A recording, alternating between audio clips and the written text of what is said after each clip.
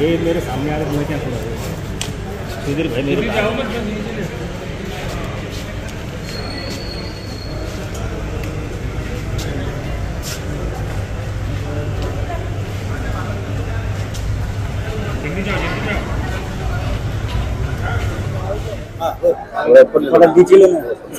Okay.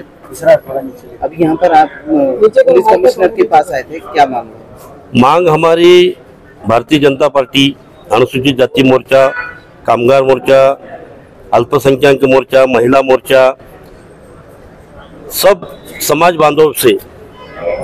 हम माननीय police आयुक्त साहब को जो निवेदन देने को आए, मराठा आरक्षण के संदर्भ में जो आंदोलन चल रहा है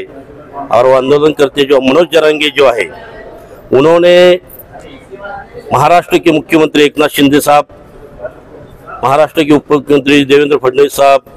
छगन भुजबल साहब, इनको गाली गलौज करना, अर्वाच्य भाषा में बात करना और हमारे महाराष्ट्र के मुख्यमंत्री और हमारे नेता देवेंद्र जी फडणवीस साहब को 3 मिनट में ख़त्म कर दूंगा और जाति जाति में जो तनाव बढ़ाने का काम कर रहे हैं, तो वो उनके खिलाफ में हम पूरे मोर्चा अगाड़े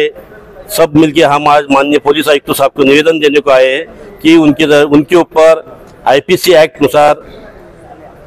कार्रवाई होना चाहिए। लक्ष्मण यादवराव शिंदे, भारतीय जनता पार्टी अनुसूचित जाती मोर्चाचा शहर जिल्हाध्यक्ष आहे। काय नेमकं निवेदन आहे आणि का निवेदन देतो? निवेदन याच्यासाठी देतोय की मराठा आरक्षणाचा जो विषय चालू आहे, आरक्षणाबद्दल आम्हाला काही बोलायचं नाही, पण मनोज जरांगे यांनी जे जाती जातीमध्ये जे तेढ निर्माण केलेली आहे, देवेंद्र फडणवीसांना आमचे जे महाराष्ट्राचे उपमुख्यमंत्री आहेत 3 मिनिटात त्यांना संपवून टाकेल, हे जे काही भाषा बोललेले आहेत, 2 समाजामध्ये तेढ निर्माण होईल असे जे वक्तव्य त्यांनी केलेले आहेत आणि महाराष्ट्राचे मुख्यमंत्री असतील, एकनाथ शिंदे साहेब असतील, देवेंद्र फडणवीस साहेब असतील,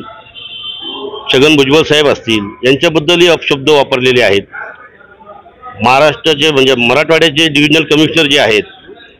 त्यांच्याबद्दलही त्यांनी अपशब्द वापरलेले आहेत, जिल्हाधिकाऱ्यांबद्दल अपशब्द वापरलेले आहेत।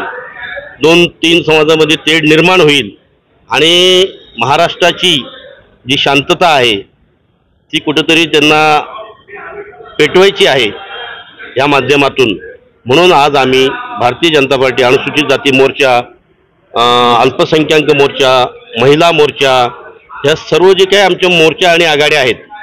आम्ही माननीय पोलीस आयुक्त साहेबांना निवेदन देण्यासाठी आलेलो आहोत आणि 2 दिवसापासून विविध पोलीस स्टेशनमध्ये, शहराच्या विविध पोलीस स्टेशनमध्ये सर्वांनी तक्रारी दाखल केलेल्या आहेत। त्या तक्रारीचा माननीय आयुक्त साहेबांनी त्याचा सखोल चौकशी करावी आणि आयपीसी ॲक्ट नुसार मनोज जरांगे यांच्यावरती गुन्हा दाखल करावा अशी आमची सर्वांची मागणी आहे।